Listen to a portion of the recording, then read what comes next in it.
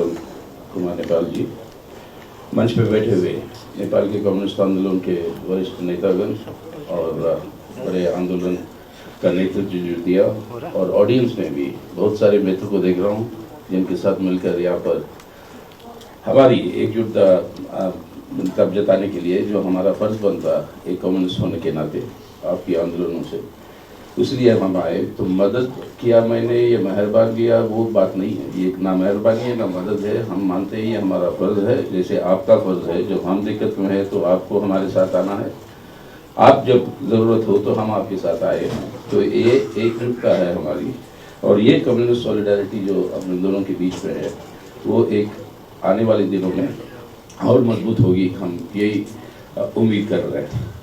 Comrade पुष्पालाल foundation की तरफ से मीटिंग आयोजित किया गया।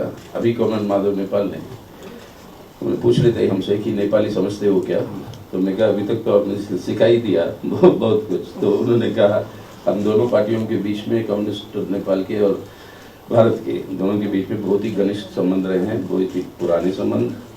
और कॉमरेड पुष्पालाल जो जब भारत में थे, मतलब उनकी और साना जी की शादी भी वहीं पे हुई, वहीं पे करवाई गई थी उस समय जब रानाशाही में यहाँ पे आना ही मुश्किल था। तो वो संबंध उस संबंध से जज्बाती संबंध है, विचारधारात्मक संबंध है, सिद्धांतिक संबंध है, और ये संबंध हम समझते हैं कि अटूट है, और ये आने वाले दिनों में, जैसे मैं कह रहा था, और मजबूत होंगे।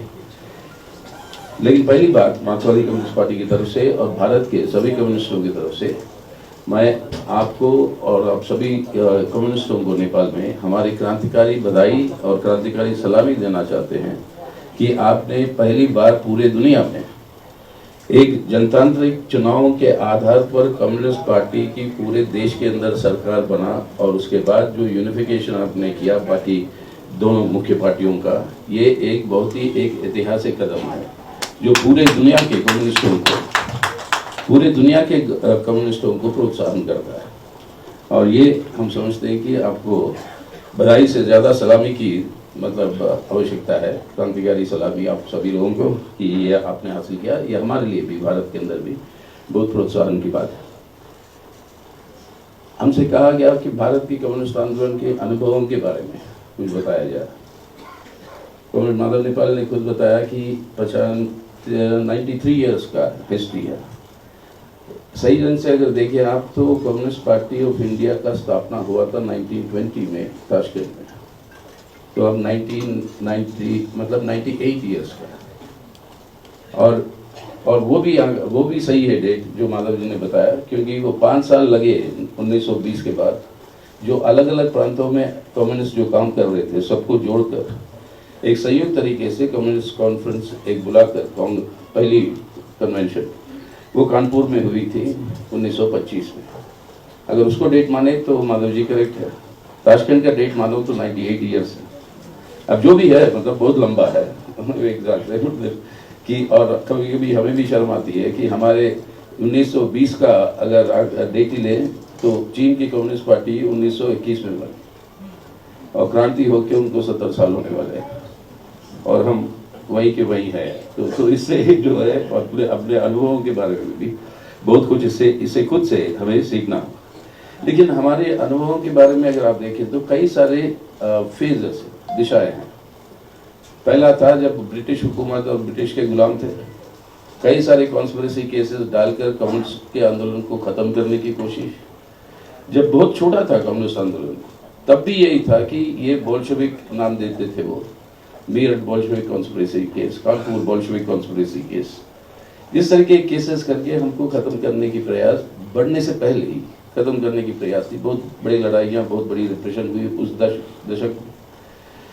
फिर आया कॉमरेड लेनिन का कॉलोनियल थीसिस, जहाँ पर उन्होंने जोड़ा कि नेशनल लिबरेशन मूवमेंट जो हो रहे हैं कॉलोनीज के अंदर, और इसके साथ समाजवाद की जो संघर्ष है, जो सोवियत रूस की स्थापना जब होगी उसके बाद उसके साथ जोड़कर देखना है, और सोवियत रूस जो है समर्थन देगी हर नेशनल लिबरेशन मूवमेंट को, हर इंडिपेंडेंस मूवमेंट को, और उसके चलते हुए संबंध communist party of Soviet union के साथ और बाकी सभी कम्युनिस्ट पार्टियां जो बने दुनिया में, उन सब के साथ ये पिछड़े हुए देशों में आज़ादी के लिए जो लड़ रहे हैं उनके साथ ही संबंध बहुत मजबूत हुए और उसका असर एक बहुत बड़ी तरीके से भारत की जनता पर भी पड़ा और वहीं पर ये क्रांतिकारी आंदोलन चेतना और साथ साथ मार्क्सवाद का सिद्धांत भी विस्तार से लोगों के बीच में ले जाने की मौका हमें मिली।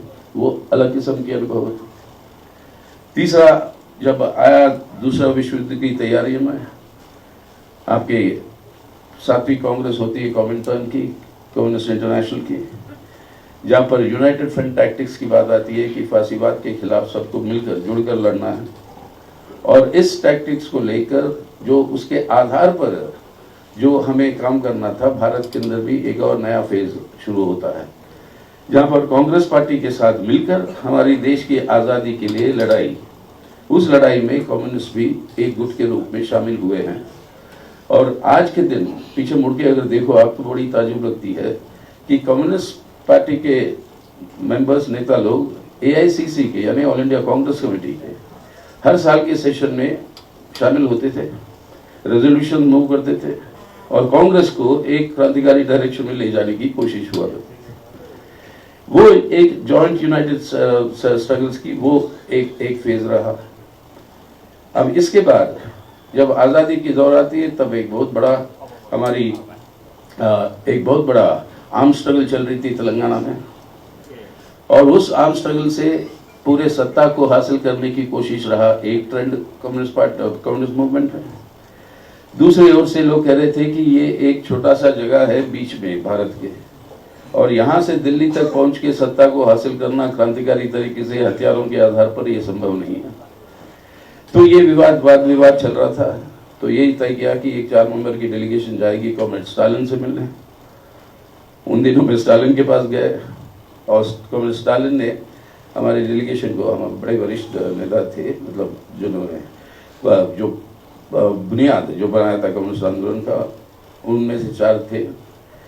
तो कॉमरेड स्टालिन ने उनसे इंडिया का मैप मंगवाया और उनसे पूछा तेलंगाना कहाँ पे है।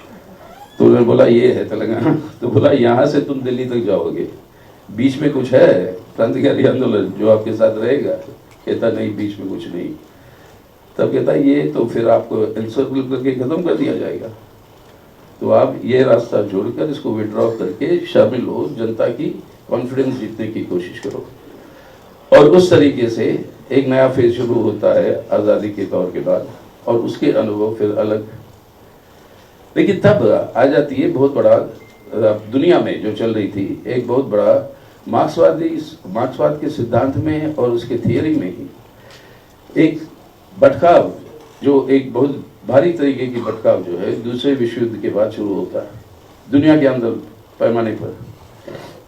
और उस भटकाव का यही मतलब सारांश अगर देख ले आप तो उसका फोकल पॉइंट जो था वो यही था कि समाजवाद के लिए जो हमें आगे बढ़ना है रास्ता, वो रास्ता जो है नए आज़ाद हुए देशों के शासक वर्गों के साथ मिलकर हम जो है समाजवाद की तरफ चल सकते हैं।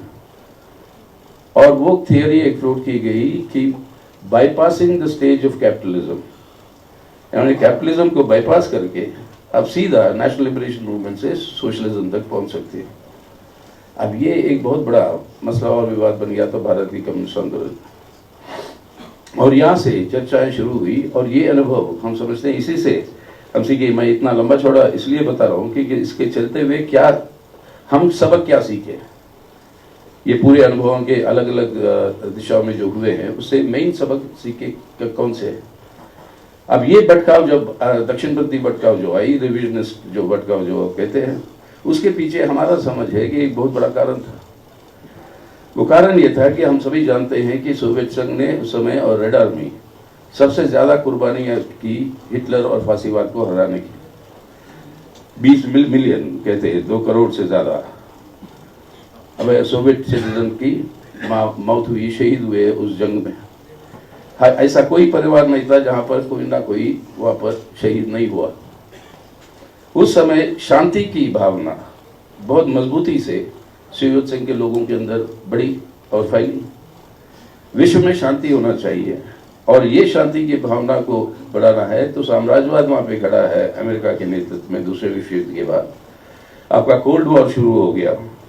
अब ऐसी परिस्थिति में वॉर और पीस के बीच में मेन कॉन्ट्रडिक्शन के रूप में उन्होंने पेश किया, और वॉर और पीस के बीच में मेन कॉन्ट्रडिक्शन पेश किया। तो जो लोग वर्ल्ड पीस के लिए साथ है आपके, उनके साथ मिलकर हमें कोऑपरेट करना होगा, ताकि उनके साथ मिलकर हम समाजवाद की ओर भी हम पहुंच सकते हैं। अब वॉर एंड पीस के सवाल पर, पीस के साथ तो हमारे देश के आज़ाद हिंदुस्तान के प्रधानमंत्री जवाहरलाल नेहरू, उसके बाद इंदिरा गांधी, ये लोग सब वर्ल्ड पीस के हक में थे। तो सोवियत संघ का कहना था ये हमारे दोस्त हैं, तो कम्युनिस्टों का भी दोस्त है, तो हमें आपको उनके साथ मिलकर सहयोग करते हुए अपनी समाजवाद की ओर चलनी होगी। एक सेक्शन था जो बाद में सीपीआईएम बना कम्युनिस्ट आंदोलन में, जिन्होंने कहा कि नहीं, ये हमारे देश के शासक वर्ग है और ये शासक वर्ग यहाँ पर पूंजीवादी व्यवस्था की स्थापना करना चाहते हैं, और उससे चलते हुए शोषण जो बढ़ रहा है मेहनत कर जनता पे, मजदूर वर्ग पे खास तौर, इस शोषण के खिलाफ बिना संघर्ष किए समाजवाद की ओर हम नहीं पहुंच पाएंगे। तो उनके साथ पीस के साथ विश्व शांति के सवाल पर कोऑपरेट कर सकते हैं, वो अलग बात है, लेकिन विश्व शांति के नाम पर उनके साथ हाथ मिलाकर सहयोगी के रूप में काम करें तो क्रांति आगे बढ़ेगी नहीं, क्रांति पीछे हटेगी, क्योंकि शासक वर्ग ही मजबूत होंगे। तो यहाँ पे सवाल क्या उनसे आ गया कि कौन है देश का शासक वर्ग, उसकी चरित्र क्या है, कैरेक्टर क्या है, और उसके आधार पर क्रांति कैसे होगी। जो वर्ल्ड पीस वाली जो आर्ग्यूमेंट थी, इसको मार्क्सवादी दृष्टिकोण से अगर देखें आप, तो दुनिया के अंदर जो अंतर्विरोध है, मुख्य अंतर्विरोध, उन अंतर्विरोधों के साथ जोड़कर देखें तो ये डिविएशन की समझ जो हमने बाद में सीखा, मतलब इसकी एनालिसिस करते हुए जिसकी समझ जो है स्पष्ट होती है। 4 मुख्य कॉन्ट्रडिक्शन है दुनिया के अंदर, ये सभी कम्युनिस्ट पार्टी ने माना 1960-61 में, और आज भी मानते हैं ज्यादातर। और ये 4 हैं दुनिया में: साम्राज्यवाद समाजवाद के बीच में, पूंजी और श्रम के बीच में, कैपिटल और लेबर के बीच में, साम्राज्यवाद और पिछड़े हुए देशों के बीच में, और साम्राज्यवादी देशों के ही बीच में। ये 4 मुख्य अंतर्विरोध है जिनके आधार पर दुनिया के अंदर डेवलपमेंट हो रही है। अब ये चारों मुख्य हैं, चारों में से केंद्रीय ये कौन सी अंतर्विरोध है? केंद्रीय अंतर्विरोध है समाजवाद और साम्राज्यवाद के बीच में, क्योंकि दुनिया के अंदर सोवियत क्रांति के बाद दुनिया के अंदर पूंजीवादी व्यवस्था से बदलकर समाजवाद की ओर वो दिशा शुरू हो गई, और ये है मेन सेंट्रल कॉन्ट्रडिक्शन। मेन तो चारों है, सेंट्रल ये है, लेकिन ये चारों कॉन्ट्रडिक्शन किस तरीके से उभर कर आते हैं उससे निर्भर होता है कि किसी भी एक पॉइंट पर हिस्ट्री में कौन सा कॉन्ट्रडिक्शन है जो दुनिया का फोकस बनता है। जैसे वियतनाम के लिबरेशन के समय पर इंपीरियलिज्म और थर्ड वर्ल्ड के बीच में जो कॉन्ट्रडिक्शन था वो फोकल कॉन्ट्रडिक्शन में आ गया, फोकस में आया। तो अब ये चारों मेन कॉन्ट्रडिक्शन है, इसमें से एक सेंट्रल है इंपीरियलिज्म वर्सेस सोशलिज्म, और इन चारों में से कोई भी फोकल हो सकता है डिपेंडिंग ऑन दी डेवलपमेंट। अब यहां पर गड़बड़ कैसे आती है? जब आप सेंट्रल कॉन्ट्रडिक्शन को ही फोकल कॉन्ट्रडिक्शन बना दोगे, जैसे सोवियत संघ ने बनाया था इंपीरियलिज्म वर्सेस सोशलिज्म, यानी war versus peace. War versus peace के लिए पीस के साथ जो जुड़े हुए हैं वो हमारे सहयोगी हैं। देश के अंदर बेशक शासक वर्ग हो, लेकिन उनके साथ आपको कोऑपरेट करना। दूसरी ओर से भटकाव जो आई एक समय चीन से, बाद में उन्होंने दुरुस्त कर लिया चीन की पार्टी ने, लेकिन वो भटकाव आई गया कि फोकल कॉन्ट्रडिक्शन को सेंट्रल कॉन्ट्रडिक्शन बना दिया, यानी imperialism versus third world country, उसको सेंट्रल बना के जब दुनिया की नक्शा ड्रॉ करते रहे तो तब आ गया आपका मतलब सोशल इंपीरियलिज्म का थ्योरी भी सोवियत संघ के बारे में और तब आ गए कि शासक वर्ग जो है आजाद जो नए हुए देश, वहां के शासक वर्गों के चरित्र पर इसका बहुत बड़ा प्रभाव पड़ा। यानी इन अंतर्विरोधों को, ये बात हम ले सके किसी भी समय दुनिया में, आज भी आपके नेपाल में, हमारे भारत में कई सारे अंतर्विरोध होंगे, लेकिन इस अंतर्विरोधों में से कौन सा है आज के दिन जो मुख्य अंतर्विरोध जिसका रिजॉल्व किए बिना हम आगे नहीं बढ़ सकते, हमारी क्रांति आगे नहीं बढ़ सकती, उसका पहचान सही ढंग से ना हुआ तो बहुत भारी गलतियां हो सकती। और उस समय वो दक्षिणपंथी भटकाव के चलते हुए हुआ क्या, भारत के अंदर ये नारा लगा नहीं, लेकिन मतलब वही था, मार्क्सवाद, लेनिनवाद, नेहरूवाद।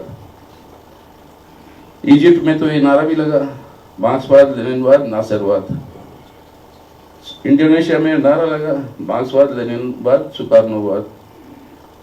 यानी जो नए आजाद देशों के जो शासक वर्ग बने नए हैं, उनको भी आप अपने सिद्धांत के साथ जोड़कर कोलैबोरेटर्स बन गए। वो दक्षिणपंथी डिविएशन था, रिविजनिस्ट। लेकिन वो कॉन्ट्रडिक्शन को गलत समझते हुए, फोकल कॉन्ट्रडिक्शन ही सेंट्रल कॉन्ट्रडिक्शन, उसके चलते हुए इंपीरियलिज्म थर्ड वर्ल्ड को आपने जो वो सेंट्रल कॉन्ट्रडिक्शन बनाकर चीन की जो बात आई, उससे क्या कंक्लूजन निकलता है कि जो आजाद देशों की जो शासक वर्ग है वो सिर्फ कठपुतली है साम्राज्यवाद की, और लोगों के हाथ में अगर हथियार होते हैं और पीपल्स वॉर अगर छेड़े हम तो क्रांति आसानी से सफल हो जाएगी। गलती वो है आपकी वामपंथी भटकाव, left deviation, right deviation, left deviation. अब लेफ्ट डिविएशन का मतलब क्या था कि अंडर एस्टिमेट क्या कर रहे थे, आजाद देशों के अंदर जो नए शासक वर्ग बने आजादी के बाद, उनका अपना एक सामाजिक आधार है, उसका अपना एक जुड़ाव है, मतलब समाज के बहुत बड़े तबके के साथ। आखिरकार आजादी की जंग में वो नेतृत्व दिए थे। अब उनको दरकिनार करके कहना कि उनका कोई सामाजिक आधार नहीं है, वो सिर्फ कठपुतली है साम्राज्यवाद का, तो उससे बहुत भारी गलती हुई। पीपल्स वॉर हो गया, इंडिविजुअल एनिहिलेशन की बात हो गई। हमारे देश के अंदर जो पहले नक्सलाइट भटकाव कहते थे, बाद में माओवादी इस पे आए। बाद में चीन जो समय सपोर्ट किया था उसको, बाद में चीन ने सुधार लिया, कहा कि वो गलत मतलब समझ रहा है लेकिन ये ट्रेंड रहेगा। तो सबसे बड़ा अनुभव जो हमने सीखा इस पूरे दरमियान, इस लड़ाई के अंदर, सिद्धांतिक लड़ाई के अंदर, इस सिद्धांतिक लड़ाई के अंदर से पैदा हुआ सीपीआईएम, मार्क्सवादी कम्युनिस्ट पार्टी, जो यही बात कहते आई और आज भी हम कहते हैं, हर देश के अंदर जो क्रांति का रास्ता होगा उस देश के ठोस परिस्थितियों के आधार पर होगा। तो हमने कहा इंडिया में ना रशियन पाथ होगा ना चाइनीज पाथ होगा, इंडिया में होगा तो इंडियन पाथ होगा। और इंडियन पाथ के लिए क्या है एनालिसिस हमारे रूलिंग क्लासेस के, और उस रूलिंग क्लासेस के एनालिसिस के आधार पर हमारी क्रांतिकारी आंदोलन कैसे आगे बढ़ेगी, क्या स्टेज है रेवोल्यूशन का, और उसके नतीजे पे हम पहुंचे डेमोक्रेटिक स्टेज में। इस डेमोक्रेटिक स्टेज को हासिल करने के बाद ही, जिसका हमने जो टर्मिनोलॉजी है people's democracy, people's democratic state, और उसके बाद ही सोशलिज्म की स्ट्रगल शुरू होगी। तो इस पूरी लड़ाई के अंदर जो बात हमने जो सीखी कि इन अंतर्विरोधों को सही ढंग से पहचानना, उसके बारे में सही आंकलन करना, ये सबसे बड़ी एक अनुभव है जो हम समझते हैं कि कम्युनिस्टों के लिए कहीं पर भी दुनिया में जो हो, वहाँ पर इस अनुभव से सभी क्रांतियों की यही अनुभव रही, और इस तरीके से ही आगे बढ़ सकते हैं। ये एक हमारी एक्सपीरियंस का नतीजा निकला। लेकिन खैर उसके बाद सीपीएम बनी, भारत के अंदर सबसे बड़ी कम्युनिस्ट पार्टी के रूप में वो उभर आई। और क्योंकि डीएमएस नंबर का नाम लिया था, मैं एक बात बताता हूँ, उस समय जब सीपीआई सीपीएम अलग हुए, पहले दोनों की सातवीं कांग्रेस हो रही थी और दुनिया की सभी कम्युनिस्ट पार्टी के प्रतिनिधि लीडर लोग सीपीआई के कांग्रेस में आए थे। तो किसी पत्रकार ने डीएमएस से पूछा उस समय प्रेस कॉन्फ्रेंस में कि आप दुनिया के सब नेता तो उधर है उनके साथ, तो आपके साथ कौन है? तो ईएमएस का जवाब था कि हमारे साथ भारत की जनता है। तो जनता हमारे साथ है, विदेशी नेता वहां पे हो सकते हैं कि जनता हमारे साथ है, कि वास्तविक परिस्थिति को समझते हुए हम जो है आगे बढ़ रहे हैं। खैर इसके बाद जो अगली जो मुख्य बात आई, एक सबसे बड़ी पार्टी बनी, 3 राज्यों में चुने हुए सरकारें बने, बंगाल, केरला और त्रिपुरा में। पार्लियामेंट में तीसरे नंबर पे थी सीपीआईएम। लेकिन उसके बाद जब इस दौर से साथ साथ जब सोवियत यूनियन का पतन हुआ, उसका असर पूरे दुनिया में कम्युनिस्टों पर, कम्युनिस्ट आंदोलन पर पड़ा, हमारे यहाँ पर भी पड़ा। लेकिन हमारे ये बैकग्राउंड की वजह से ना रशियन ना चाइनीज और इंडियन बात के चलते हुए हमें उतना नुकसान नहीं हुआ था उस वजह से। लेकिन उसकी आखिरकार हुआ क्या, उस विश्लेषण में बहुत सारे वाद विवाद पैदा हुए। आखिरकार 70 साल के बाद सोवियत संघ की कोलैप्स क्यों हुई, अब उसके बारे में हमारी विश्लेषण के आधार पर हम नतीजे पहुंचे कि सोवियत संघ का बिखरना या समाजवाद को वहां से खत्म होना, ये ना मार्क्सवाद के विचारधारा में, ना समाजवाद की उद्देश्य में कोई गलती है। ये आज भी उतने ही प्रासंगिक है विचारधारा के रूप में, मार्क्सवाद लेनिनवाद के साथ जुड़ा हुआ और समाजवाद का आइडियल। तो गलती इसलिए नहीं हुआ कि उस सिद्धांत में कुछ गलती थी, उस सिद्धांत को लागू करने में और समाजवाद के निर्माण करने में गलतियां जो हुई, उस गलतियों के चलते हुए सोवियत संघ का पतन हुआ। और इसके अंदर 4 मुख्य बातें हमने जो नोट की थी। पहली, जो समाजवादी जनतंत्र का मतलब क्या, आप डिक्टेटरशिप ऑफ द प्रोलेटेरिएट कहते हो, प्रोलेटेरिएट एक क्लास है, क्लास का डिक्टेटरशिप बदल गया क्लास के वैनगार्ड का यानी पार्टी का, पार्टी का डिक्टेटरशिप बदल गया पार्टी के लीडरशिप का, और फिर जनरल सेक्रेटरी का, और फिर अगर ये हो गया तो आपका डिक्टेटरशिप तो प्रोलेटेरिएट का गया, मतलब वो क्लास तो वही रहेगी। अब ये एक बहुत बड़ा नुकसान है जिसके चलते हुए अलगाव लोगों के बीच में और पार्टी के बीच में बढ़ेगी।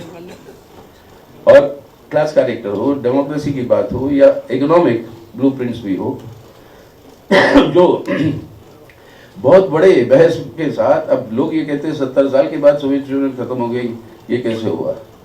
हम कहते हैं सवाल ही गलत पूछते हो आप।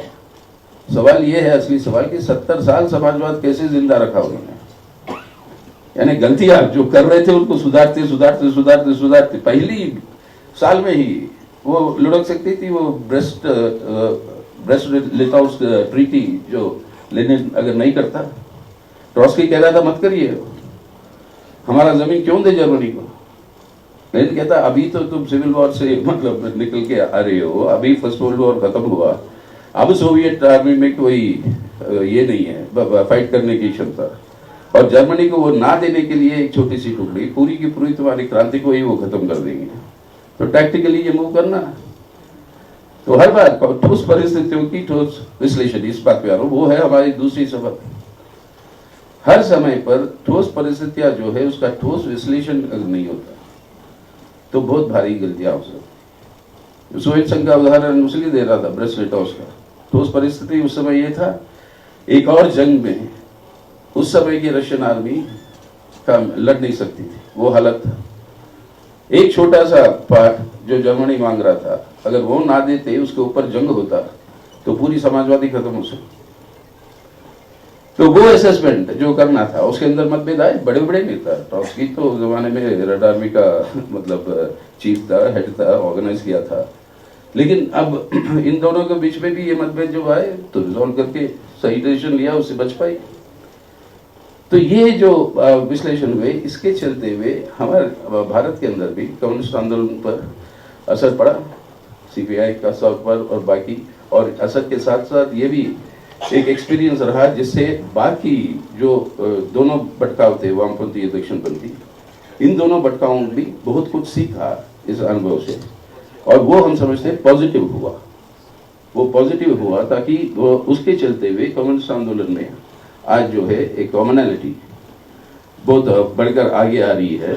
और मैं कल परसों की बात है, तीनों जनरल सेक्रेटरी सीपीआई के, सीपीआई एमएल के, माले के, और मैं कॉमरेड सुधाकर रेड्डी, कॉमरेड दीपांकर भट्टाचार्य, और हम तीनों मिलकर एक संयुक्त आंदोलन में की शुरुआत जो है वहाँ पे करके तब हम यहाँ पे आ रहे हैं।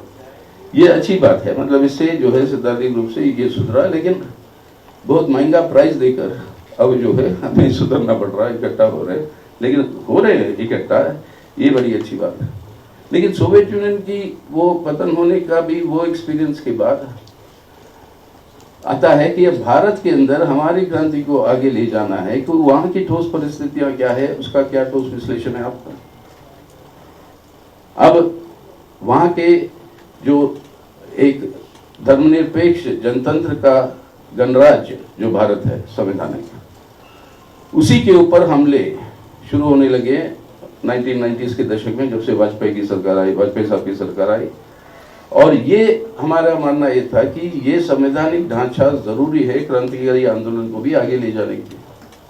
अगर इसको कमजोर करेंगे तो ये आंदोलन आगे नहीं जा सकता। तो उसको बचाना जरूरी है, लोगों की जनवादी अधिकारों को बचाना। तो उसके लिए संयुक्त बाकी जितने भी धर्मनिरपेक्ष ताकतें हैं उनके साथ मिलकर चुनावी क्षेत्र में हम जो है कोऑपरेट करते थे, ताकि इस ताकतों को तो रोको। क्योंकि आज आपको हम सबको भी समझ रहा है, मतलब कि आखिरकार इस तरीके की ये सांप्रदायिकता का जो आज जोर जो है भारत के अंदर, पॉलिटिकल राइट का जो आप इसको हिंदुत्व मतलब ये चैलेंज कहिएगा, ये जो भी नाम दे इसको, एक पॉलिटिकल राइट का एसेंडेंसी भारत के अंदर अब है। और ये एसेंडेंसी क्या अचानक पैदा हुआ? नहीं, ये एसेंडेंसी ये एक्चुअली ये देखे आप तो तकरीबन 100 साल की इसका एक विचारधारा संघर्ष का एक हिस्सा है ये, जो भारत के अंदर चल रहा था। भारत के स्वतंत्र आंदोलन में एक सवाल पैदा हो गया था कि आखिर आजाद भारत का चरित्र क्या होगा, what is the character of independent India.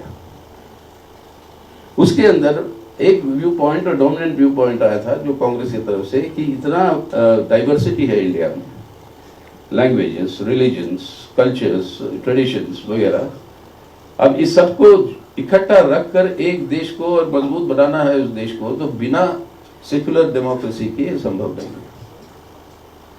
So independent India को एक सेक्युलर डेमोक्रेटिक रिपब्लिक के रूप में होना चाहिए।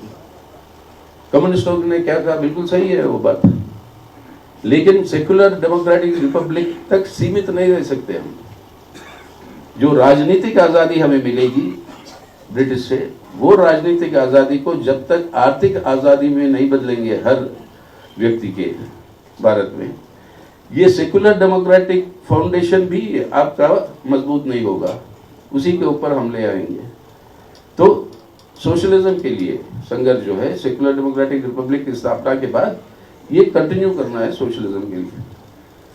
वहां पर टकराव आया कांग्रेस और कम्युनिस्टों के बीच में, खैर, लेकिन दोनों के बेसिक पोजीशन तो यही था कि सेक्युलर डेमोक्रेटिक रिपब्लिक। लेकिन इसके विरुद्ध में तीसरा एक विजन पैदा हुआ था। उनका कहना यह था कि इंडिपेंडेंट इंडिया या आजाद भारत, उसका चरित्र, उसका कैरेक्टर तय होगा लोगों की धार्मिक भावनाओं के आधार पर। एक तरह से पैदा हो गया मुस्लिम लीग का इस्लामिक स्टेट, दूसरे तरह से पैदा हो गया आरएसएस का हिंदू राष्ट्र। अब इन दोनों का मकसद यही था कि सेक्युलर डेमोक्रेटिक रिपब्लिक को खत्म करके एक रिलीजियस थियोक्रेटिक स्टेट का स्थापना करते। आज़ादी के समय पार्टीशन के बाद इस्लामिक स्टेट का कॉन्सेप्ट पाकिस्तान बन के थोड़े हद तक मतलब वो वहाँ पे हासिल हुआ। अफसोस की बात है भारत की मतलब इस तरीके से पार्टीशन हुई, लेकिन खैर अब वो इतिहास है, अब वो हो चुका है। लेकिन भारत के अंदर हिंदू राष्ट्र के रूप में ट्रांसफॉर्म करने वालों की उनकी ख्वाहिश पूरी नहीं हो पाई। भारत की आज़ादी का आंदोलन स्पष्ट रूप से कहा कि भारत, आज़ाद भारत एक सेक्युलर डेमोक्रेटिक रिपब्लिक होगा, उसी के आधार पर ये कॉन्स्टिट्यूशन बना गया, लिखा गया और अडॉप्ट हुआ। अब कई लोग ये गलतफहमी मिलते हैं कि उसी समय ये संघर्ष खत्म हो गया, यानी हिंदुत्व राष्ट्र या हिंदू राष्ट्र की बात जो कहने वाले हैं, वो संघर्ष खत्म हो गया क्योंकि उस समय गुस्से में वो तत्व जो है महात्मा गांधी की हत्या की। हत्या के बाद आरएसएस का बैन हुआ। बैन के बाद लोग समझ रहे थे कि वो कमजोर हो गया, अब उतना चुनौती नहीं है।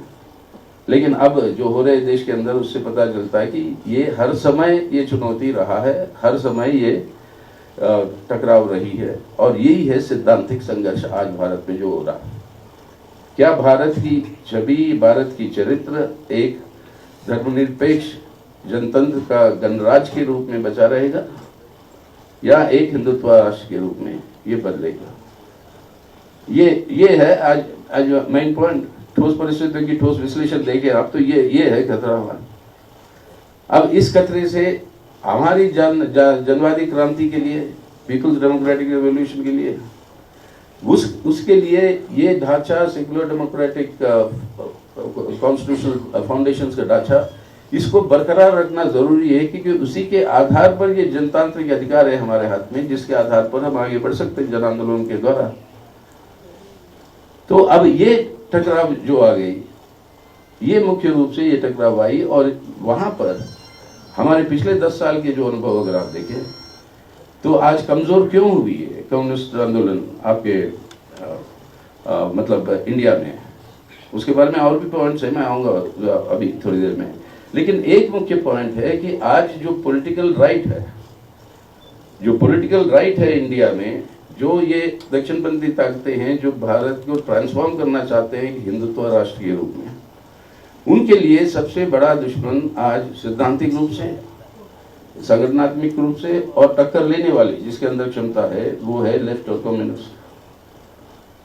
तो मेन अटैक जो है उनका उनकी तरफ से होता हमारे को निशाना बनाकर। अब इस अटैक का सामना करना, उस समय दो मतलब तरीके से अटैक की बात जुड़ गई थी बंगाल में, जब वहां पे वामपंथी सरकार हार गई और वहां पे तृणमूल कांग्रेस का सरकार आया। उसके बाद भी ये फिजिकल अटैक्स हमारे काडर पर ये बढ़ते गया। तो दोनों तरफ की अटैक्स जो है फिजिकली हमारे लोगों पर, मतलब इसको समझने के लिए मैं आपको कौन सी उदाहरण दूं, कई सारे बातें हैं ना। लेकिन अभी देखिए कि चुनाव हुए आपके लोकल बॉडीज के बंगाल में, त्रिपुरा में, दोनों जगह। त्रिपुरा में जो इलेक्शन हारने के बाद जो लोकल बॉडीज के चुनाव, त्रिपुरा में 99% सीटों में बिना कंटेस्ट के बीजेपी जीता। बंगाल में 34% कॉन्स्टिट्यूंसीज में बिना कंटेस्ट तृणमूल कांग्रेस जीता। और ये होता कैसे? फर्ज करो आप हो कैंडिडेट एक लोकल बॉडी के लिए, आपके घर पे पहले पहुंचते हैं कि कहते हैं कि भाई तू अपना नॉमिनेशन नहीं दे सकता। आप फर्ज करो कि उसका सामना करते हुए डटकर मुकाबला करके हिम्मत दिखा के आप जाके नॉमिनेशन भरने की कोशिश की, वहां पर आपको रोकने की कोशिश करेंगे। अगर इसके बाद भी आप भर दिया नॉमिनेशन, तब फिर पहुंचते आपके घर पे और घरवाली के पास जाते हैं एक भेंट लेके, एक तोहफा। और तोहफा क्या है? एक सफेद साड़ी। कहते हैं कि आपके आदमी से कहिए कि यहाँ से आप विड्रॉ कर लें, नहीं तो ये है आपका भविष्य। या कहीं पर कहते हैं आपके 2 जवान बेटियां हैं, कॉलेज जा रहे हैं, आप जानते हो क्या हो सकता है। अब ये सिर्फ फिजिकल अटैक्स ही नहीं, ये एक साइकोलॉजिकल, मतलब एक ये जो है अटैक्स ये इस तरीके से माउंट होते हैं। और जहां पर ये सब छोड़कर कॉमरेड लोग जो हिम्मत दिखाए, एक हस्बैंड वाइफ दोनों हमारे सक्रिय कार्यकर्ता थे और दोनों कैंडिडेट के लिए भरा, विड्रॉ नहीं किया इन सब धमकियों के बावजूद। तो आकर उनके घर को जिंदा जला दिया और दोनों को जिंदा जला दी साथ। मैं ये उदाहरण इसलिए दे रहा हूं कि आप समझिएगा हमारी जिस परिस्थितियों में हम हैं, और ये इस परिस्थितियों का सामना कर रहे हैं, कोशिश कर रहे हैं। लेकिन इसके चलते हुए चुनावी तौर पर हमारे आंकड़ों के अंदर आप देखेंगे गिरावट है, ये वास्तविकता है। जो 2004 में जो 61 जो वामपंथी सांसद थे लोकसभा में, आज वो उतर कर अब आए हैं 12 के करीब।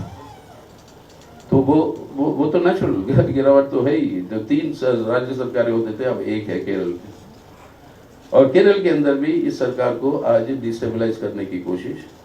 वो सबरीमला, वो जो मंदिर का सवाल, उस मंदिर में महिलाओं के जाने की अधिकार होनी चाहिए या नहीं, ये है विवाद। सुप्रीम कोर्ट में जो महिलाएं गए कहते हुए कि हमारा भी अधिकार है, संविधान कहता बराबरी, तो बराबर की अधिकार क्यों नहीं दे रहे हो? सुप्रीम कोर्ट ने कहा बिल्कुल सही, बराबर की अधिकार होनी चाहिए, ये संवैधानिक ढांचा है। तब वो वेलकम करते हैं उस वर्डिक्ट को। बाद में देखते हैं कि इसके ऊपर कुछ सपोर्ट मिल सकता है इमोशनल, तो उसको इस्तेमाल करके अब कॉन्फ्रंटेशन की परिस्थिति तैयार की ताकि इलेक्टेड गवर्नमेंट को डिस्टेबलाइज करने की कोशिश। तो ये सब चैलेंजेस है, इससे जो हमें सीखना है कि लेकिन मुख्य रूप से आज इन तत्वों को, इन ताकतों को हमें सत्ता से अलग रखना जरूरी है, वरना देश के अंदर ये जनता की जनवादी क्रांति या डेमोक्रेटिक स्टेज हमारे रेवोल्यूशन का, उसके अंदर आगे बढ़ना है तो वो मुश्किल होगा। लेकिन दूसरी ओर से जन आंदोलनों की जोर जो है वो मजबूत हुई है, संयुक्त जन आंदोलन हो रहे हैं अब सभी वामपंथी पार्टियां और खासतौर से तीनों कम्युनिस्ट पार्टियों का, जैसे मैं बताया था आपको। और ये जन आंदोलन के चलते हुए देश के सामने और हमारे सरकारों के सामने एजेंडा जो रखा जा रहा है इन आंदोलनों के थ्रू, उस एजेंडा का प्रभाव जो है वो बढ़ रहा है। यानी चुनावी और इलेक्ट्रल यार्डस्टिक से देखो आप तो कमजोरी है लेफ्ट की, स्ट्रगल्स और संघर्षों के यार्डस्टिक पर देखो लेफ्ट की एसेंडेंसी में है। तो ये दोनों बातें आज की परिस्थिति है। लेकिन अब इसके अंदर आज की परिस्थिति में अगर इसको भी हमें हासिल करना है, जो ठोस परिस्थितियों का ठोस विश्लेषण की बात जो हमने कही उसको ध्यान में रखना है, तो हर समय अंतर्राष्ट्रीय परिस्थितियों की ठोस परिस्थिति क्या है, उसका असर जो अपने मुल्क पर पड़ता है, अपने देश पर, उसी के आधार पर हमारी कार्यनीति भी तय होनी चाहिए। आज दुनिया के अंदर जो हालत है उसके अंदर जरूरत क्या है, ये पूंजीवादी व्यवस्था का ये संकट अब 10वीं साल में पहुंच चुका है। अभी तक इस संकट से कोई समाधान पूंजीवादी व्यवस्था में है ना होगा, हमारा ईमान ना। आज खुद उन्हीं के सिद्धांतकार कह रहे हैं कि नियोलिबरलिज्म का आज ये डिफीट है। यानी नियोलिबरलिज्म जो पूरा प्राइवेटाइजेशन, निजीकरण, अब ये सब कुछ जो ओपन कर दिया था और प्रॉफिट मैक्सिमाइजेशन जिसका मकसद था, वो जो पिछले 10 साल से जो रूल कर रही थी, आज that is in a deep crisis. Stiglitz कहता है, जो स्टिग्लिट्स जो उस समय एक था, मतलब एक चीफ मुख्य इकोनॉमिस्ट रहा, उनके पक्ष में उस समय। खैर आज लेकिन ये क्राइसिस से गुस्सा लोगों के अंदर, असंतोष बढ़ रहा है पूरे दुनिया के पैमाने पर, और ये असंतोष जन आंदोलनों में उभर कर नजर आ रहा है। और खास तौर से आप देखेंगे लैटिन अमेरिका में, जहाँ पे बहुत बड़ी बड़ी लड़ाइयाँ चल रही हैं, आज निकरागुआ में, आज ब्राजील में, आज इन सब जगह पर इसी ये जो आर्थिक न्यूलिबरलिज्म के पॉलिसीज है वो जो ले आए, मतलब जो एक्सप्लॉयटेशन जो बढ़ाया, उसके विरोध में ये संघर्ष, जन संघर्ष बढ़ रहे हैं। अगर ये जन संघर्ष बढ़ते बढ़ते एक पूंजीवादी व्यवस्था के खिलाफ और वहाँ के शासक वर्गों के खिलाफ, साम्राज्यवाद के खिलाफ एक राजनीतिक मूवमेंट में कंसोलिडेट होते हैं, तो उनके लिए खतरा है। तो इसे ऐसे निपटने की कोशिश कर रहे हैं, और इसी परिस्थिति को टैकल करने के लिए आज पॉलिटिकल राइट का एसेंडेंसी हो रहा है पूरे इन सभी देशों। पॉलिटिकल राइट माने ये दक्षिणपंथी झुकाव जो राजनीति में जो बढ़ रही है, उसका मतलब क्या है कि जो असंतोष लोगों के अंदर बढ़ रहा है इन आर्थिक नीति और ये आर्थिक संकट के चलते हुए, उस असंतोष को एक वामपंथी आंदोलन के रूप में, एक क्रांतिकारी आंदोलन के रूप में अगर ना बदलने देना है, तो उस असंतोष को हमें लामबंद करना है। कैसे? ऐसे नारे देते हुए जिसके चलते हुए दक्षिणपंथी राजनीतिक झुकाव जो है ये मजबूत होगी। डोनाल्ड ट्रंप साहब को ही ले लीजिए, क्लासिक एग्जाम्पल है पॉलिटिकल राइट का जीत का। क्या कहा था उन्होंने? I will restore the American dream. American dream जो है वाइट अमेरिकन मेल्स के लिए, वो ड्रीम जो है गायब हो गया। क्यों हो गया गायब? क्योंकि तुम्हारे नौकरियां विदेश से आकर ये बच्चे जो है आपके नौकरियों को छीन रहे हैं।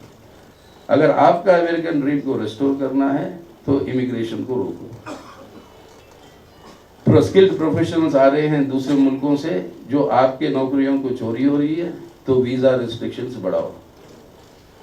मेक्सिको के साथ एक दीवार बनाओ ताकि कोई इलीगल माइग्रेशन ना आए। देश के अंदर जो माइग्रेंट्स है, इलीगल लोग हैं, उनके ऊपर ये अटैक्स जो है ये बढ़ना शुरू हुए। एक रेसिज्म और जेनोफोबिया और ये हेट्रेड की माहौल वहां पर बढ़ रही है। और दूसरी ओर से आर्थिक तौर पर क्या कर रहे हैं? कि हम विदेश में सस्ता बनता है वही चीज़ जिसको हम खरीद के इंपोर्ट करते हैं, उसके वजह से अमेरिका के कारखाने बंद हो रहे हैं। तो विदेशी चीज़ें जो हम खरीदते हैं उसके ऊपर टैरिफ बढ़ाओ, और उसके चलते हुए ये ट्रेड वॉर शुरू हो गए हैं अब अमेरिका और चीन, खासतौर पर चीन को टारगेट करते हुए। अब लेकिन ये ट्रेड वॉर शुरू हो रहे हैं आपके अमेरिका और यूरोपियन यूनियन के बीच में भी, यानी इंटर इंपीरियलिस्ट कॉन्ट्रडिक्शंस भी है अब जो है बढ़ रहे हैं। तो ये पॉलिटिकल राइटवर्ड शिफ्ट का मतलब है कि using most reactionary slogan, divisive slogan to divide the people, ताकि वो लामबंद ना हो, एक क्रांतिकारी आंदोलन का रूप ना ले उनका असंतोष। अब ये फ्रांस के अंदर मारी लापेन हो, जर्मनी के अंदर ऑल्टरनेटिव फॉर डॉइचलैंड हो, या बाकी सब जगह पर ये कि न्यू फैशिस्ट, मतलब ये तो मतलब उस तरीके की ताकतों का ग्रोथ का मतलब ये है कि ये जो डिस्कंटेंट बढ़ रहा है आज दुनिया के न्यू लिबरलिज्म के खिलाफ और कैपिटलिज्म के सिस्टम के खिलाफ, उसको एक रेवोल्यूशनरी कैरेक्टर में ना आने दो। सो उसको स्टॉप करने के लिए पॉलिटिकल राइटवर्ड शिफ्ट सब मुल्कों में नजर आ रहा है। आप बड़े ऑनरेबल एक्सेप्शन है नेपाल में, आपके अंदर तो रिवर्स नजर आ रहा है, विच इज वेरी गुड, लेकिन बाकी सभी मुल्कों में ये ट्रेंड है।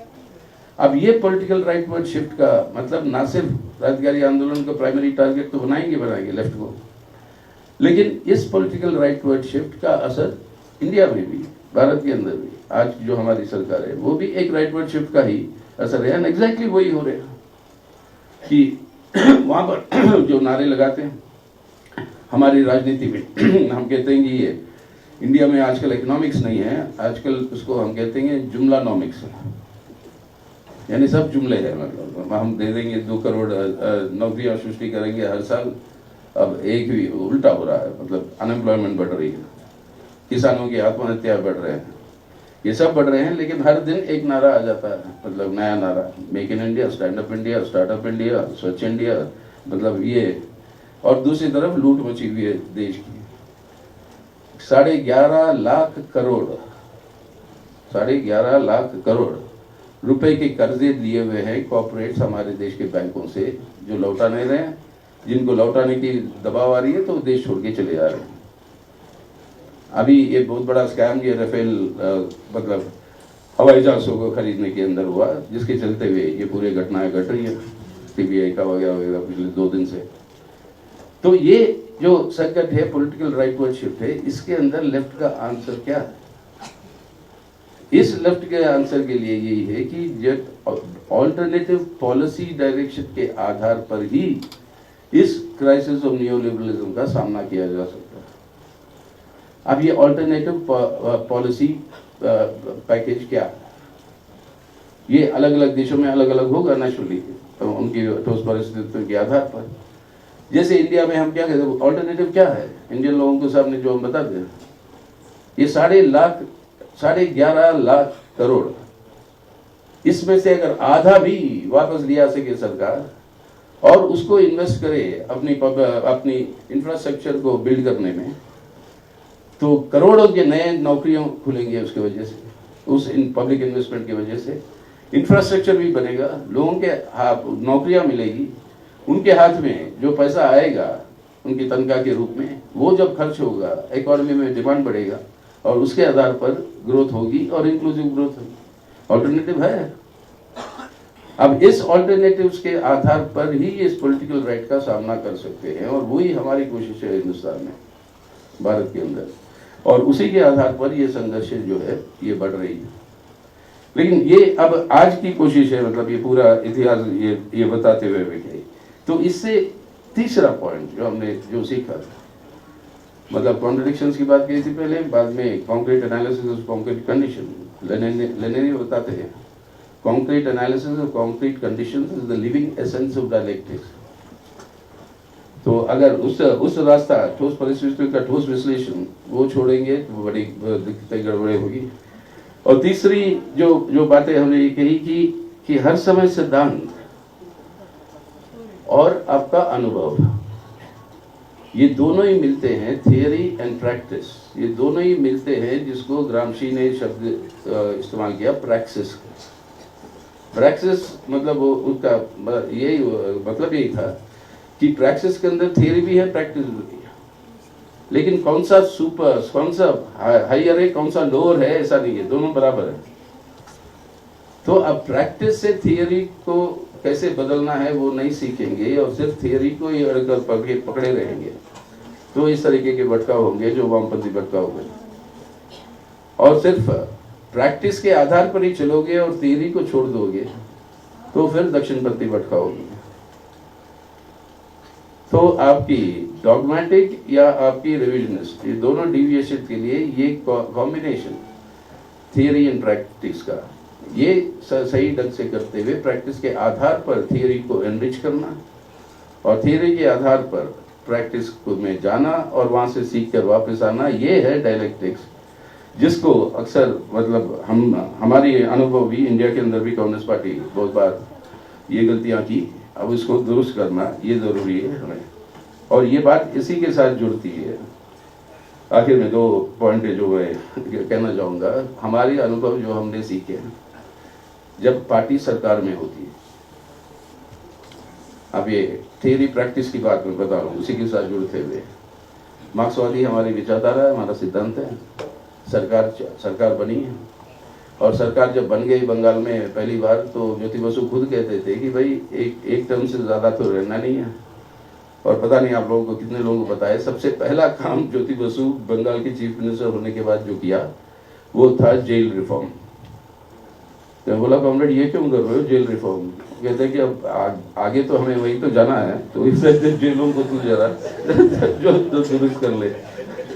किसी ने नहीं सोचा कि 7 बार जीत गया है, लेकिन वो परिस्थिति ऐसी थी, कमजोरी थी हमारे शासक वर्गों की, हमें रोक नहीं पा रहे थे और हमारी ऑल्टरनेटिव नीतियां जो थी उसकी समर्थन मिल रही थी। लेकिन फिर गड़बड़ कहाँ पे आती है? पहले कदम किया वो जेल रिफॉर्म्स के बाद आपके लैंड रिफॉर्म्स और आपका ग्रास रूट्स डेमोक्रेसी, पंचायती राज। ज्योति बसु पंचायत राज इंट्रोड्यूस करके उसके चुनाव करवाने के 7 साल बाद राजीव गांधी ने संशोधन किया हमारे कॉन्स्टिट्यूशन में और पंचायती राज को कॉन्स्टिट्यूशनल अधिकार और वो रूप दिया था। तो democracy, the grass roots and land reforms, ताकि वो सामंती प्रभाव जितने हैं वो खत्म किया। उसका असर बहुत बड़ा, प्रोडक्टिविटी बढ़ी है। बंगाल के अंदर जो नेगेटिव प्रभाव रहती थी, इकोनॉमिक रूल्स एक्सेट्रा, वो सब पॉजिटिव में बदले। लेकिन एक स्टेज आता है जब उसके गेन्स जो है वो एग्जॉस्ट हो जाते हैं। अब लैंड रिफॉर्म्स किए आप, 2 पीढ़ी पैदा हो गई, उसके बाद वही लैंड जो है जो 2 लोगों के नाम में था अब 8 लोगों के नाम में हो गया। और लैंड जब छोटा होता गया उसकी वायबिलिटी नहीं थी और ज्यादा से जो लोग उसके ऊपर सर्वाइव नहीं कर सकते थे, तो उनकी पीपल सर्वाइवल के लिए, उनकी प्रॉस्पेरिटी के लिए रास्ता क्या? आगे इसको कैसे बढ़ाना है? ठोस परिस्थितियों का ठोस विश्लेषण। अब इस संकट में आगे हम सब पहचान रहे थे ये संकट है, लेकिन इसका समाधान क्या है? अब समाधान यही है कि यही नौजवान जिसको आपने शिक्षा दिया, आपकी सरकार ने, यही नौजवान जिसको आपकी सरकार ने अपनी स्वास्थ्य दी, बेहतर स्वास्थ्य की व्यवस्था दी, अब उसको नौकरी नहीं मिलेगा, तो उसको जितना भी सिद्धांत अब समझा दो, मतलब वो तो चलेगा नहीं। अब उसको नौकरी देना है तो क्या है? औद्योगिकरण, इंडस्ट्रियलाइजेशन, वही मार्ग है। अब इंडस्ट्रियलाइजेशन कैसे करोगे? दुनिया के अंदर ये ग्लोबलाइजेशन के दौर चल रहा है, विदेशी पूंजी आ रही है। क्या वामपंथी सरकार विदेशी पूंजी ले सकती है? क्या आप कॉम्प्रोमाइज करोगे कैपिटलिज्म के साथ कि इंपीरियलिस्ट का कैपिटल लोगे?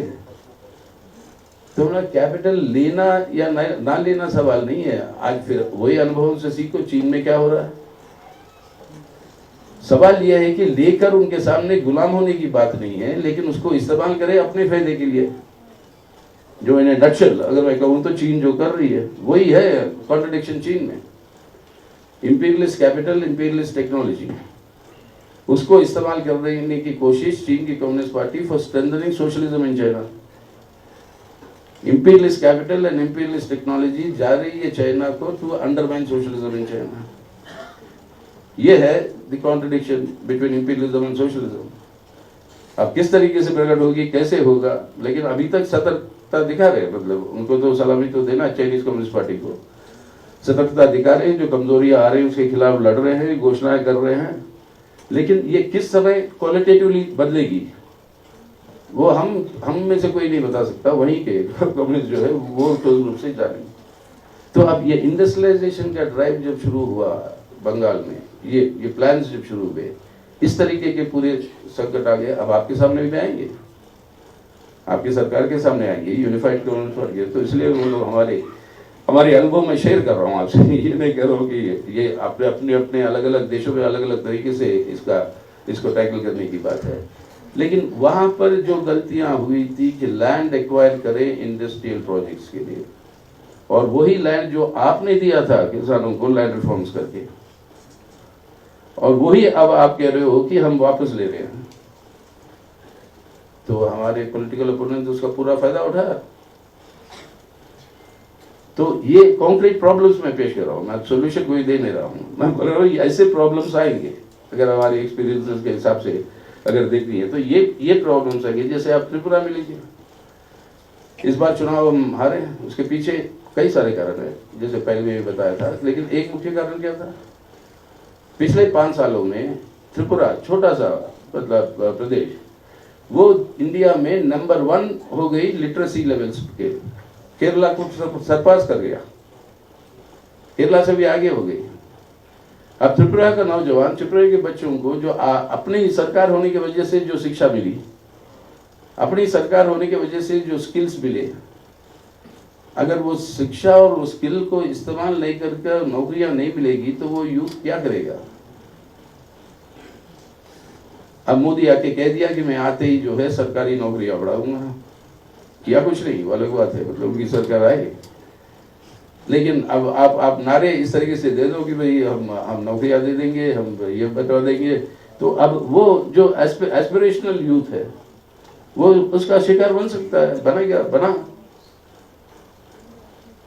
तो इन तरीके के प्रॉब्लम्स को जैसे वो आ रहे थे उसको टाइमली करेक्टली उसके अंदर आप इंटरवीन करके उसको सुधारने की जो कोशिश देखी हुई है, वो गलतियां हैं जिसकी वजह से हमारे राजनीतिक दुश्मनों को, उनको जो है मौका मिला, समय मिला खिलाफ जो है ये आंदोलन करने के लिए। तो इसलिए यहाँ पर आज एक और बात मैं कहना यही चाहूँगा कि एक और किस्म की गलती जो हुई, ये अक्सर होती है और ये होनी नहीं चाहिए। ये रूस के अंदर भी हुई है, समाजवादी देश था, पूंजीवादी देश के अंदर 3 पॉकेटों में कम्युनिस्टों की सरकार थी इंडिया में।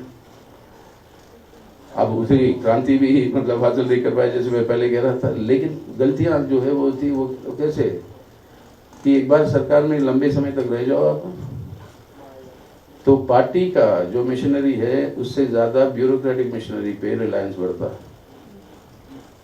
ये बहुत खतरनाक, मैं रिकमेंड शेयर कर रहा हूँ सबसे, इसका हम प्राइस पे कर चुके हैं। और ये मतलब ये होता है। इसलिए आज जो देख रहे हैं आप बाकी दुनिया में भी जहाँ जहाँ पर ये जन आंदोलन बढ़ रहे, पीपल्स मूवमेंट बढ़ रहा है, लैटिन अमेरिका हो या यूरोप हो, ग्रीस में बड़े बड़े जनरल स्ट्राइक्स हो रहे हैं, मतलब रेगुलरली। स्पेन में पोडेमॉस करके एक नया कोलिशन बना। अब ये left communist parties, non communist left progressive parties, ये लोग सब कोलिशंस में अब आ रहे हैं, क्योंकि वही एकमात्र रास्ता है दुनिया के पैमाने पर उन मुल्कों के अंदर। तो ठोस रूप से हमें हमारे अनुभवों से मतलब आज के दिन ये सीखे कि अब भारत के कम्युनिस्ट आंदोलन के सामने बहुत बड़े प्रॉब्लम्स हैं, दिक्कतें हैं। प्रॉब्लम्स और दिक्कत से ज़्यादा चैलेंजेस। और आज की वर्तमान परिस्थिति में इमीडिएट चैलेंज यही है कि ये सरकार जो राइट विंग सरकार है इंडिया में, अब चुनावों की तैयारी हो रही है। उस चुनाव के अंदर हमने तय किया, हमारी पार्टी की केंद्रीय कमेटी ने, जिस बात को बाकी दो मतलब सीपीआई और सीपीआईएमएल भी मतलब उससे सहमति उन्होंने भी बताया कि हमने 3 नारे दिए। पहला है defeat the BJP and its allies, दूसरा है strengthen the CPIM and the left in the parliament, तीसरा है to work for the establishment of an alternative secular government in the centre. यानी इस आज की सरकार के मतलब इस राजनीतिक ट्रेंड को, ये पॉलिटिकल राइट को हराना, लेफ्ट की ताकत को बढ़ाना पार्लियामेंट के अंदर, और तीसरा एक वैकल्पिक, एक धर्मनिरपेक्ष यानी एक सेक्युलर सरकार की गठन करना सेंट्रल गवर्नमेंट के लिए। तो अब ये संघर्ष है, नया दिशा में हम एंटर कर रहे हैं। अब ये बहुत बड़ी राजनीतिक बैटल होगी इंडिया में, और वो राजनीतिक बैटल तय करेगा आने वाले दिनों में इंडिया का ही क्या डायरेक्शन होगा, किस तरफ इंडिया जाएगी और उसका रोल क्या होगा। क्योंकि पिछले 4 साल के डायरेक्शन लिए तो इंडिया की रोल मतलब, अब चलिए पड़ोसियों के बारे में बात ना करें तो बेहतर है, मतलब अब आप सभी जानते हैं क्यों कह रहा हूँ ये बात, मतलब इस सरकार के नज़रिए से, मतलब हमारी नज़रिए से नहीं, मतलब जो अब इसको छोड़कर, तो ये कॉमरेड हमारे सामने सबसे बड़ी चैलेंजेस आज के दिन में है, और इस चैलेंजेस को पूरा करने के लिए जितनी हमारी पूरी कोशिश हो रही है, और उसी कोशिश के आधार पर ये पूरे अनुभवों को 100 साल के तकरीबन सीखते हुए इसे क्रिस्टलाइज करने की बातें। तो अगर समराइज करें तो कि जो मिलियंस ऑफ कॉन्ट्रडिक्शन जो होते हैं उनमें से आइडेंटिफाई करना which is the main and how to move on that, ताकि सोशल ट्रांसफॉर्मेशन हो पाए। Concrete analysis of concrete conditions वो होए यार्डस्टिक जिसके आधार पर हम आगे बढ़ सके। तीसरा, प्रैक्टिस को मजबूत करते हुए, थियरी प्रैक्टिस थियरी, ये डायलेक्टिकल रिलेशनशिप इसको मजबूत करते हुए, और इमीडिएटली हमारे ठोस जो प्रॉब्लम्स आए हैं हमारे अनुभव से उसको टैकल करना, टाइमली टैकल करना, नहीं तो डिले करने से जो नुकसान जो होती है। ये मुख्य बातें हैं जो हमारे अनुभव से हम जो है सीख रहे हैं। सिर्फ एक ही बात आखिर में बता दूँ कि कोई अगर मेरे को आज सुना होगा या पहले भी कम्युनिस्ट आंदोलन की कोई इतिहास के बारे में कोई पढ़ा होगा, और हमारे देश में हमारे दुश्मन, राजनीतिक दुश्मन तो ये बात हर समय कहते हैं कि इतने सारी गलतियां किया, वो कोई पार्टी है तो वो कम्युनिस्ट ही है। मतलब क्यों हर बार कहते हैं कि उस जमाने में गलती हुई, तो उसका जवाब मैं देता हूँ कि गलती की ये बात क्या है कि हम स्वीकार कर रहे हैं कि गलती की, वो सिर्फ कम्युनिस्ट ही करता है, आप में से कोई नहीं करता, और बाकी पार्टियों में। लेकिन गलती करना कोई गलती नहीं है। स्टालिन ने एक जमाने में कहा, उसे पूछा गया था कॉमरेड स्टालिन से, बताइए कौन सा है व्यक्ति जो गलती नहीं करता। उसने कहा कि भाई ऐसा तो कोई व्यक्ति नहीं है, लेकिन ऐसा एक किस्म के व्यक्ति हो सकते हैं जो आपके डेफिनेशन में आ सकते, गलती नहीं किया। वो कहता वो ऐसे व्यक्ति है जो कोई काम भी नहीं करता। अगर काम करते हो तो गलती होगी, गलती होना गलती नहीं है, गलती को ना पहचानना गलती है, गलती को ना सुधारना गलती है, गलती को दोबारा ना करे, ऐसी परिस्थितियां ना ले आना वो गलती है। तो इससे हमें सुधर कर, हमें सतर्क रह के हमें आगे बढ़ना है। लेकिन ये इन ए नटशेल जो हमारी एक्सपीरियंस इसका एंड रिजल्ट है आज के दिन, हमारा टास्क जो है ये है इन ए नटशेल जो आपके साथ शेयर करना चाहता हूँ। तो thank you comrades, thank you, ये अपॉर्चुनिटी हमें दिया। बहुत अरसों के बाद नेपाल आने का मौका मिला, लेकिन नेपाल जब भी आता हूँ तो मैं समझता हूँ कि मैं घर वापस आ रहा हूँ, तो मेरे लिए तो ऐसी कोई ये नहीं है। और हर बार हम यही कहते हैं कि नेपाल और भारत के लोगों के बीच में हम लोग भाई ज़रूर है, लेकिन कोई बड़ा और छोटा कोई नहीं है। हम जुड़वे भाई हैं, और जुड़वे भाइयों की एक खासियत होती है, एक जुड़े हुए भाई को दुख होता है तो दूसरों को महसूस होता है। एक जुड़े हुए भाई अगर खुशी होती है उसके साथ, तो दूसरे को भी महसूस होता है। भारत और नेपाल के लोगों की ये है संबंध, और इस संबंध को हमें मजबूती से आगे ले जाने की जरूरत है। ये मौका जो दिया इसके लिए बहुत धन्यवाद। नमस्कार, शुक्रिया।